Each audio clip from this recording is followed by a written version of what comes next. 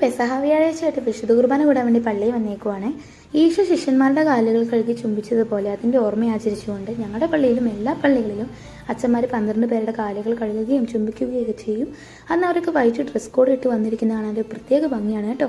അങ്ങനെ കുർബാന കഴിഞ്ഞ നേരെ ദിവികാരൻ്റെ പ്രദക്ഷിണമായിരുന്നു. ഈശോനെ കൊണ്ട് അച്ഛൻ വരുന്നത് കാണുമ്പോൾ തന്നെ ഒരു പ്രത്യേക രാജകീയത്വമാണ്. പോരാത്തതിനെ എഴുന്നള്ളൂ എന്നുള്ള പാട്ടും കൂടി വരുമ്പോൾ അയ്യോ എന്നാ നല്ല എക്സ്പീരിയൻസ് ആണെന്നറിയാമോ.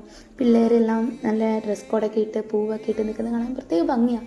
അങ്ങനെ കുർബാന കഴിഞ്ഞ് നേരെ വീട്ടിൽ വന്നപ്പോഴത്തേക്കും അമ്മ പെസഹാപ്പത്തിനും പാലിനും വേണ്ട കാര്യങ്ങളെല്ലാം ഒരുക്കി വെച്ചിട്ടുണ്ടായിരുന്നു. ഞങ്ങളെ സംബന്ധിച്ച് ഇന്നലെ ദിവസം വളരെ പ്രധാനപ്പെട്ടതാണ്. കാരണം ഇന്നാണ് വിശുദ്ധ കുർബാനയും പൗരോഹിത്യവും സ്ഥാപിക്കപ്പെട്ടത്. ഈ പെസഹാപ്പവും പാലും ഈശോയുടെ തിരുശരീര രക്തങ്ങളാണ് എന്ന് തന്നെയാണ് ഞങ്ങൾ വിശ്വസിക്കുന്നത്. അങ്ങനെ ചേട്ടൻ പെസഹാപ്പത്തിന് വേണ്ട കാര്യങ്ങളൊക്കെ പാകത്തിന് ഒരുക്കുമ്പോൾ ഞങ്ങൾ അവിടെ നിന്ന് പാനയൊക്കെ പാടും. അങ്ങനെ ചേട്ടൻ ഉണ്ടാക്കുന്നതൊക്കെ നോക്കും. അങ്ങനെ പെസഹാപ്പവും പാലും ഒക്കെ റെഡിയാക്കി പിന്നെ അപ്പ വന്ന് മുറിച്ച് തരും.